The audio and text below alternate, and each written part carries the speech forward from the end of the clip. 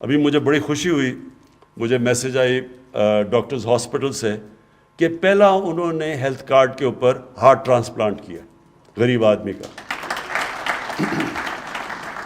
جو health card ہے، یہ ہیلتھ سسٹم کیسے ہے؟ اب کسی بھی گاؤں کے اندر لوگوں کے پاس ہیلتھ کارڈ ہوگا، اور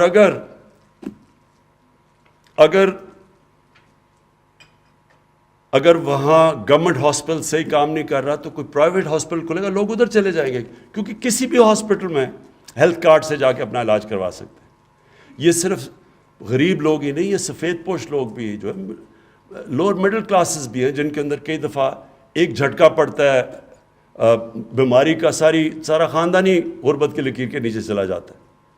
کہنے کا مقصد یہ ہے، کوشش میری کیا ہے، پہلے تو بزنس کمیونٹی کو پوری طرح فیسیلیٹیٹ کریں۔ یہ جو ابھی میں نے کارپوریٹ آپ کو پروفٹس بتائے ہیں، جتنی زیادہ پروفیٹیبلٹی ہوگی اتنی زیادہ انویسٹمنٹ ہوگی۔ کوئی خیرات کے لیے تو بزنس نہیں کرتا، بزنس تو تب کرتا ہے کہ اسے پروفٹ ملے۔ تو یہ آپ کو میں بتا دوں کہ ہماری گورنمنٹ کی پالیسی ہے کہ بزنس پروفٹس پورے بنائیں، اور پھر بزنسز ٹیکس دیں تاکہ ہمارے پاس پیسہ آئے کہ ہم اور خرچ کریں انفراسٹرکچر کے اوپر، تاکہ آپ کے لیے بہتری ہو، بزنس کے لیے آپ کی آسانیاں ہوں۔ اور پھر دوسرا، نچلے طبقے کو اوپر اٹھائے، جو ہمارا بہت بڑا، کبھی پاکستان کی تاریخ میں اتنا بڑا پروگرام نہیں ہوا سوشل ورک کا، جو احساس پروگرام ہے، جس میں اسکالرشپس ہیں، جس میں نیچے سٹائپنڈز ہیں، جس میں قرضے ہیں سود کے بغیر۔ تو پورا ہمارا پروگرام ہے کہ باٹم اپ اپروچ ہو، جو چائنا نے کی تھی، لیکن ساتھ ساتھ بزنس کمیونٹی کی پوری سپورٹ کی جائے، کیونکہ ویلتھ کریٹ ہوگی جو چائنا میں ہوئی تھی تو تب ہی آپ غربت کم کر سکتے ہیں۔ تو بزنس کمیونٹی کو میں اس طرح، میرا پیغام یہ ہے، رزاق داؤد ہمارے منسٹر ہیں، جو کہ بزنس کمیونٹی سے میں نے خود لیے تھے، اس لیے کہ ان کو پتہ ہے کہ بزنس کمیونٹی کے ایشوز کیا ہیں۔ سو ہم سارا وقت ڈسکس کرتے ہیں۔ فائنانس منسٹر جو ہیں، وہ 50 سال سے پاکستان کی بزنس کمیونٹی کے اندر ہیں، ان کو پتہ ہے کہ کیا ایشوز ہیں۔ سو آپ کے لیے صرف یہ میں بتانا چاہتا ہوں کہ یہ سمجھیں کہ ہماری گورنمنٹ وہ ہے جس کا کانسٹنٹلی، جو ایز آف ڈوئنگ بزنس کہتے ہیں آپ، کانسٹنٹلی ہماری کوشش ہوگی آپ کے مسئلے مسائل کم کریں، جو بھی گھٹائیں، تاکہ آپ کے لیے آسانیاں ہوں۔ آپ کی پروفیٹیبلٹی میں بھی پوری مدد کریں گے کہ لوگ پروفٹس بنائیں۔ ساتھ ساتھ آپ سے پوری کوشش کریں گے آپ کی چیمبرز کے تھرو کہ ٹیکس کلچر آپ ڈیولپ کریں، ٹیکس دیں۔ یہ جو ہم نے ابھی جسے منی بجٹ کہتے ہیں، اس میں تو صرف ایک ہی کوشش ہوئی ہے۔ اصل میں تو عام لوگوں کے لیے لگژری گڈز کے اوپر تھوڑا پڑا ہوگا، اور وہ ہونا بھی چاہیے، پیسے والے لوگوں کو زیادہ دینا چاہیے، لیکن اصل میں ڈاکیومنٹ کرنے کی کوشش کی ہے کہ ہماری اکانومی ڈاکیومنٹ ہوگی تو ٹیکس کلیکشن بڑھے گی۔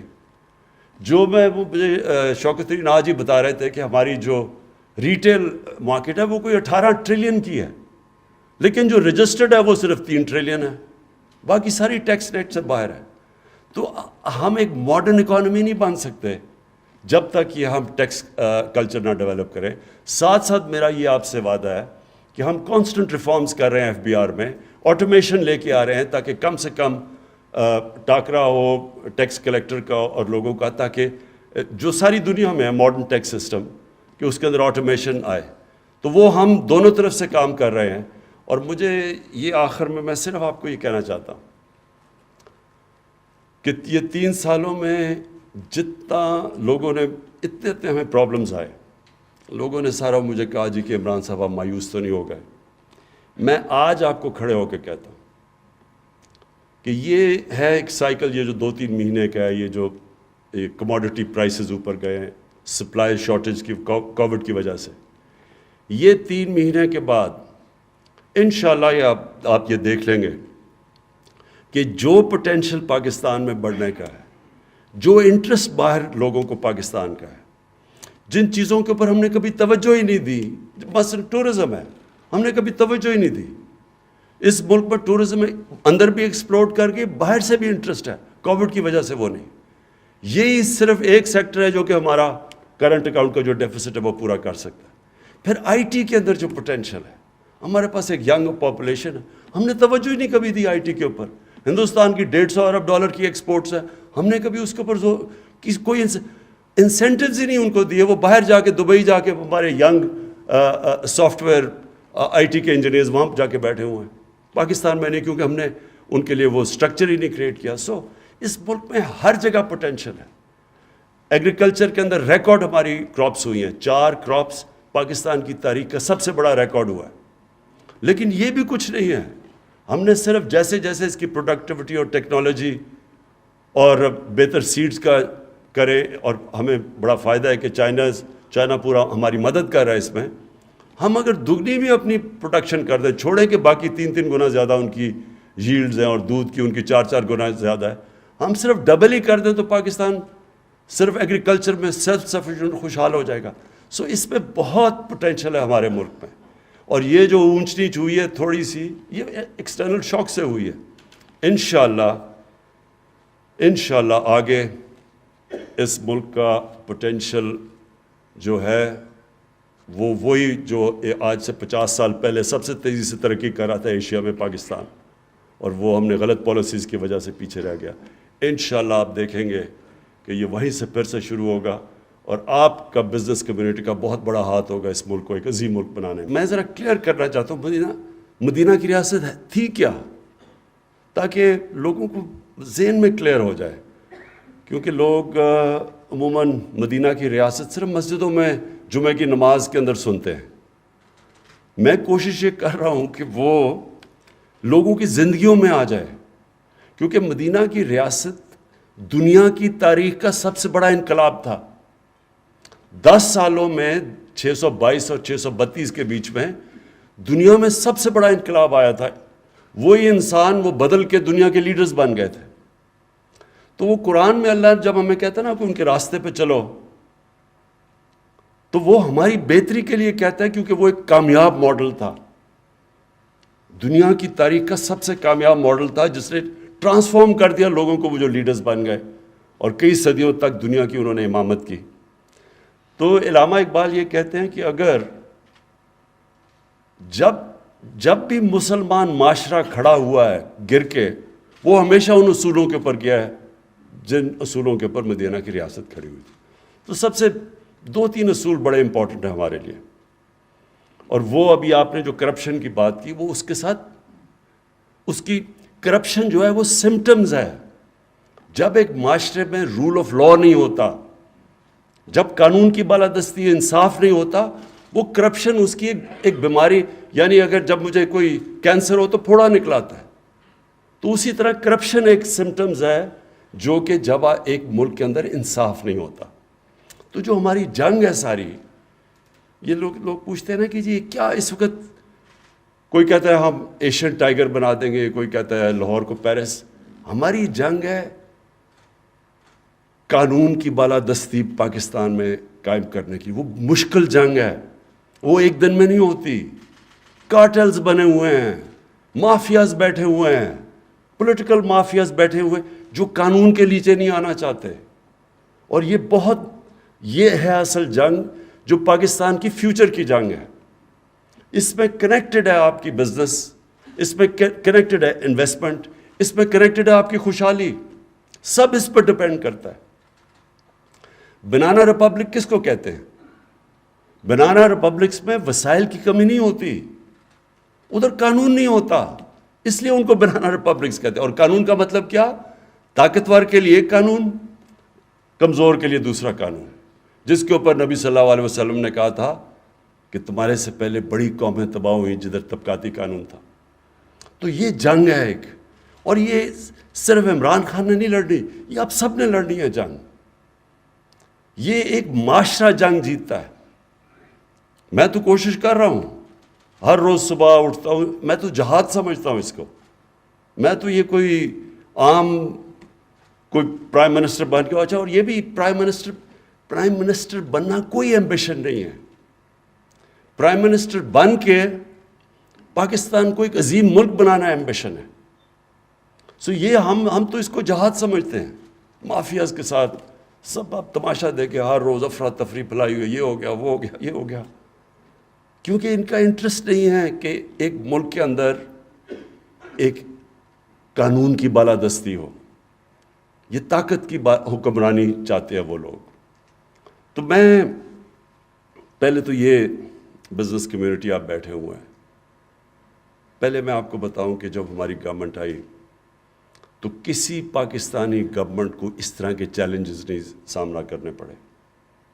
سب سے پہلے کسی پاکستانی گورنمنٹ کو اتنے بڑے فسکل ڈیفیسٹ اور کرنٹ اکاؤنٹ ڈیفیسٹ، یعنی اتنے بڑے خسارے پاکستان کی تاریخ کو کسی گورنمنٹ کو فیس نہیں کرنے پڑے.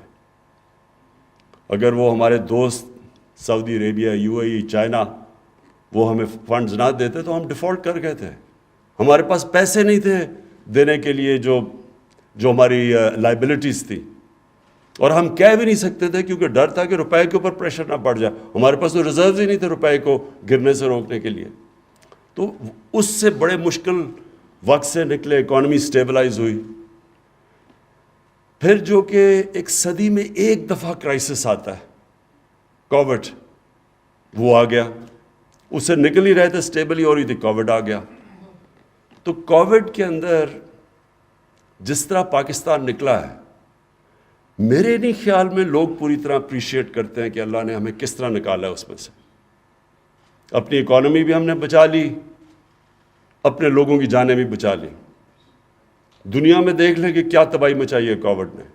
ہندوستان ہمارے سے کتنی آگے ان کی گروتھ ریٹ تھی، ان کی مائنسز میں گروتھ ریٹ چلی گئی. ان کے لوگ ہمارے سے پتہ نہیں، کوئی فگر کہتا ہے کہ 10 لاکھ مرے، کوئی کہتا ہے 30 لاکھ مرے. ہمارے دیکھیں اللہ نے کتنا کرم کیا. تو وہ بڑے مشکل فیصلے کیے جو میرے تب فیصلے کیے، آج بورس جانسن انگلینڈ میں وہ فیصلے کر رہا ہے. ہم نے تب یہ فیصلہ کیا کہ ہم نے اپنے لوگوں کو بھوکے نہیں مرنے دینا. اور وہ جو ہمارا فیصلہ تھا، اگر میں وہ لاک ڈاؤن کر جاتا، جو 3 مہینے مجھے تنقید کی گئی کہ جی لاک ڈاؤن کرو، آج آپ دیکھتے کہ ملک کے اندر کیا حالات ہونے تھے. اور پھر اس کے بعد ایک اور کرائسس آ گیا، جو کموڈٹی دنیا میں جو سپلائی لائنز افیکٹ ہوئی، دنیا میں ریکارڈ کموڈٹی پرائزز چلے گئے. آج اب یہ پاکستان کی مہنگائی پرابلم نہیں ہے. مہنگائی، لوگ تکلیف میں ہیں مہنگائی سے، لیکن ساری دنیا میں تکلیف میں ہیں لوگ مہنگائی سے.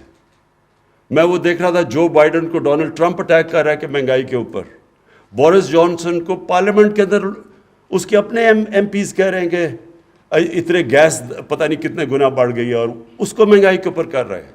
ساری دنیا کے اندر اس وقت ریکارڈ مہنگائی ہے، کیونکہ کموڈٹی سپلائی لائنز افیکٹ ہوئی، کموڈٹی پرائسز اوپر. اور آپ بزنس کمیونٹی ہے، آپ کو تو پتہ ہے کہ اسٹیل کدھر سے کدھر گیا، کوئلہ کی قیمت کدھر سے، گیس کی قیمت کدھر سے کدھر گئی. جو امپورٹ کرتے ہیں یہاں ہم پام آئل، وہ دگنے سے بھی اوپر چلا گیا. تو وہ ہمیں پھر ادھر سے نکل کے امپورٹڈ انفلیشن ہمارے ملک میں آئی اور لوگ تکلیف میں ہیں. لیکن اس میں پاکستان کیا کر سکتا تھا؟ ابھی بھی پاکستان سستا ہے. ہماری پٹرول اور ڈیزل کی قیمتیں دیکھیں، تیل کی، اور کمپیئر کریں ہندوستان سے، بنگلہ دیش، ہم سب سے سستا ملک ہیں ابھی بھی. مشکل وقت تھا، چیلنجز آئے، اور پھر افغانستان کا چیلنج آ گیا. یہ بھی ایک بہت بڑا شوق ہے. وہاں سے لوگوں کو اپنی کرنسی کے اوپر خوف ہو گیا کہ وہ کرنسی گر رہی ہے، انہوں نے ڈالر پاکستان سے خریدنے شروع کر دیے. یہاں سے ڈالر افغانستان جانا پڑا، روپے پہ پریشر پڑ گیا. تو یہ ایک اوور آل، میں صرف آپ کو سمجھا رہا ہوں کہ چیلنجز ہمیں کیسے فیس کیے. لیکن اللہ کا شکر ہے، میں صرف آپ کو دینا چاہتا ہوں اسٹیٹسٹکس کہ بڑی سارا وقت نیگیٹیوٹی آتی رہتی ہے. تو میں صرف آپ کو بتانا چاہتا ہوں کہ اس سب کے باوجود پاکستان کی جو ایکسپورٹس، وہ پاکستان کی تاریخ میں آپ سب جانتے ہیں 31 ارب ڈالر، یہ ہماری تاریخ کی سب سے زیادہ ایکسپورٹس ہیں. یہ ساری چیزیں جو پاکستان میں ویلتھ کریٹ کرتی ہیں، جس کی وجہ سے گروتھ ریٹ بڑھی ہے پاکستان میں. ریمیٹنسز، پاکستان کی تاریخ کی سب سے زیادہ 32 ارب ڈالر پہ ریمیٹنسز آئیں. ٹیکس ریونیوز، میں جب گورنمنٹ میں ہماری جب آئی تو میری یہ ایمبیشن تھی، میں نے کہا پاکستان میں ہم 8,000 ارب روپیہ ٹیکس اکٹھا کریں گے. تو اس بار یہ ریکارڈ ٹیکس کلیکشن ہوئی ہے 6,000 ارب 6,000 ارب سے اوپر ہماری ٹیکس کلیکشن ہے، اور صرف آپ یہ دیکھیں کہ ایک سال میں ہم نے 1,300 ارب روپیہ اضافی ٹیکس اکٹھا کیا اپنے ٹارگٹ سے.